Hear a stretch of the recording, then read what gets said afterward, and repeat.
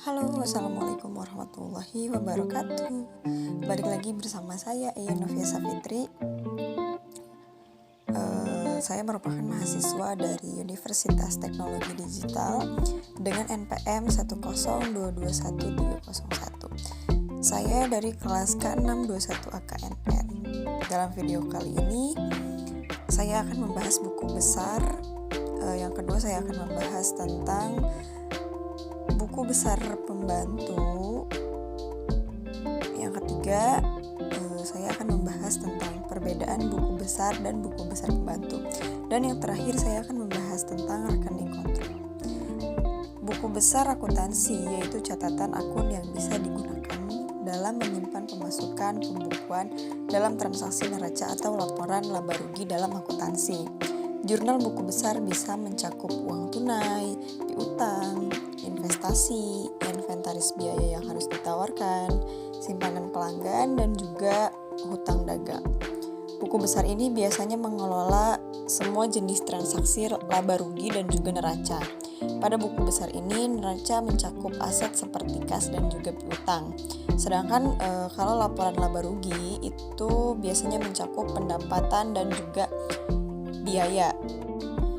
Di dalam buku besar terdapat riwayat transaksi dan saldo keuangan pada suatu periode akuntansi.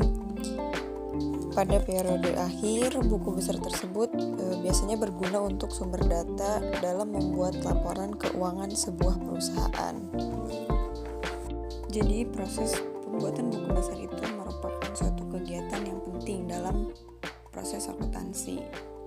Berikutnya ada buku besar pembantu. Buku besar pembantu adalah perpanjangan buku besar umum yang mencatat detail dan spesifikasi mengenai transaksi tersebut.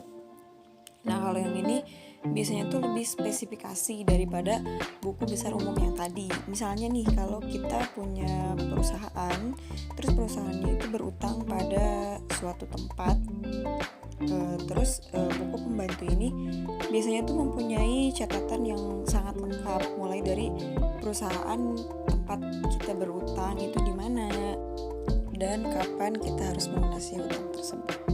Biasanya buku pembantu ini berfungsi untuk mengelompokkan akun-akun yang terdata di buku besar umum yang tadi. Misalnya buku besar umum ada beberapa akun perlengkapan, maka akan digabungkan dalam satu kelompok. Terus ada beberapa juga akun piutang, itu tuh disatukan juga, begitu dengan seterusnya.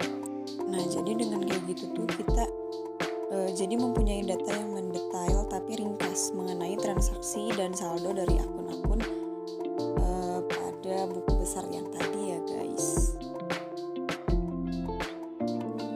Nah, di sini ada perbedaan antara buku besar dan juga buku besar pembantu.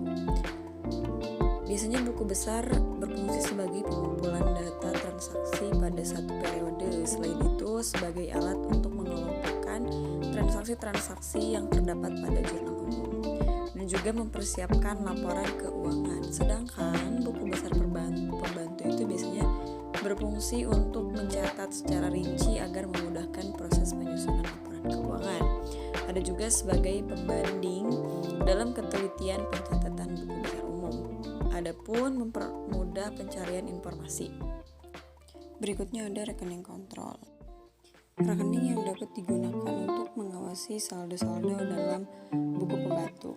Rekening kontrol terdiri dari elemen utama akuntansi seperti kas, piutang, aktiva tetap, utang, modal, dan lain-lain.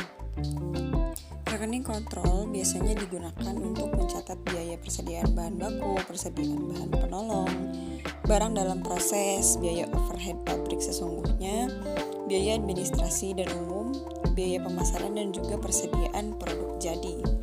Rekening ini biasanya tuh dipecah menurut unsur biaya produksi, sehingga ada 3 macam rekening barang dalam proses, yaitu ada biaya bahan baku, biaya tenaga kerja langsung, dan juga biaya overhead pabrik. Oke, itu saja video mengenai buku besar pembantu dan juga rekening kontrol. Semoga video kali ini bisa bermanfaat